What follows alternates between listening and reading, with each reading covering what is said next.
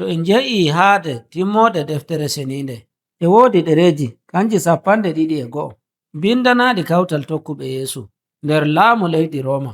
ɗereji boɗi ɗum bindanta goɗɗo janga? ɗereji ɗin lilaɓe bindiɗi. Lilaɓe ɓe Yesu suɓi kañum e hoore muɗum.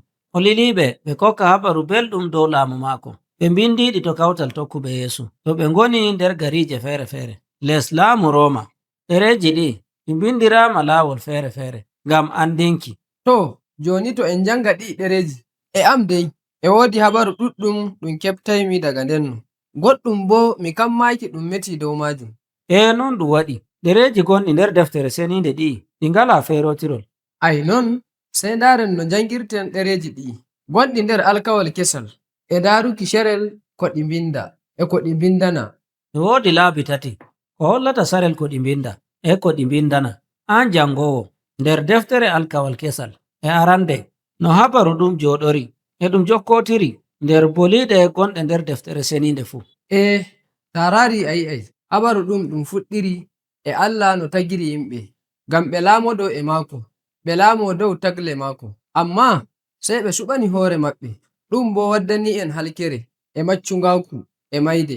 Amma Allah waɗi alkawal e goɗɗo bi'eteɗo Ibrahim, o barkiɗinaymo, o laya, o danyay leƴƴi ɗuɗɗi, taaniraɓe maako bo ɓe ngartiroya nyumo Allah nder yimɓe.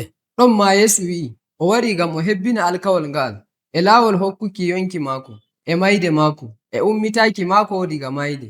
Non ɗum waɗi lilaɓe ɓe nji'i ko'e maɓɓe wa'ajinayɓe ngam andinki waroyki laamu Allah nder Yesu, non no lilaɗo Bulus wi'i nder bindi maako e nder kawte tokkuɓe Yesu gonɗe nder leydi Roma dow habaru belɗum. O wi'i kuugal bongal ngal ɗum noddiri yimɓe ngam leƴƴi duniyaaru fu ɓe kokka ko'e maɓɓe to Yesu ɓe mawninamo laamiɗo duniyaaru. Ɗe boliɗe ɗe kulniɗe to yimɓe joɗiɓe nder leydi Roma ɓe ɗum nangi dole ɓe mawnina Kaisar laamiɗo.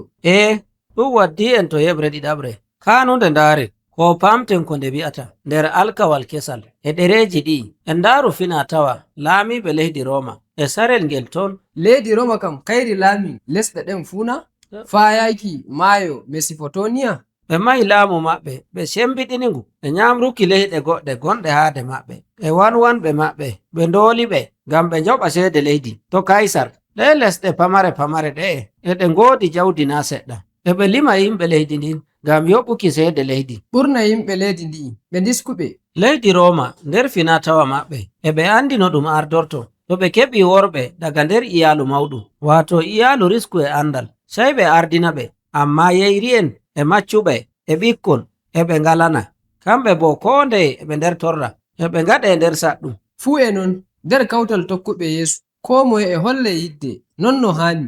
Nder jonde leydi Roma e ɗum saɗi yimɓe ɓe daraja ɓe tawe nder yimɓe ɓe ngalana, amma lilaɓe e mbi'a e laawol Yesu Allah hokki en dokkal ngal yidde maako ngam ko moye ngal wala ferotirki. Ngam non e nder jande meɗen nde ɗereji ɗi en kawray e fina tawa to ɗum heɓata shaɗɗum hakkunde yimɓe. Non ɗum waɗi ɗum wadday en yeɓre nde timmode nder janguki ɗereji ɗi e a wi'a en keɓay shaɗɗum nder kawtal tokkuɓe Yesu gongal nder garije ɗe ɓe lilaɓe windani e arande dey. To en ndaari ɗereji ɗi Bulus windani kawtal tokkuɓe Yesu nder leydi Roma, ɗum saɗɗum neɗɗo ummano janguki ɗereji ɗi e tiima raara ngam yi'a boliɗe kanuɗe nder ekkitinol wolde Allah ndeno maɓɓa gite maako daga dow ko ɗum windani ɗereji ɗi. Ngam ɗume o windi ɗereji ɗi? En gi'a e timmode e mo meta dow Yahudanko'en dow ko ɓe nyamata e dokaji diina maɓɓe e dow nyalɗe seniɗe e mo meta dow majum boliɗe maako fu e njettotira dow ko ɓe ekkitinta e Yahudanko'en e yimɓe na Yahudanko'en tokkuɓe Yesu. Ɗum waddi shaɗɗum nder kawtal tokkuɓe Yesu. Amma ta jangiri ɗum sese a yi'a e nder kawtal tokkuɓe Yesu woɓɓe woduɓe mangu nder maɓɓe e ɗum famana ɓe non no Yahudanko'en gaɗata. Yahudanko'en tokkuɓe Yesu e ɓe kolla ɓe moƴƴere, amma tokkuɓe Yesu na Yahudanko'en hamɓe e ɗum famɗina ɓe. Non ɗum waɗi ko ekkitinol wolde Allah hollata e arande e nder ɗereji ɗi e ɗi meta dow saɗɗum ummoyiɗum. Bulus e andani jonde tokkuɓe Yesu nder leydi Roma e saɗɗum ɗum ɓe keɓata nder fina tawa e gonɗum nder wolde Allah e no gariri ndin wontindiri ko yiɗi woni kamɓe ɓe paama ko Allah siryi ngam hawrutuki duniyaaru dow hoolaare Yeesu. Hoolaare nde bo kayre woni saka kawtal tokkuɓe Yeesu.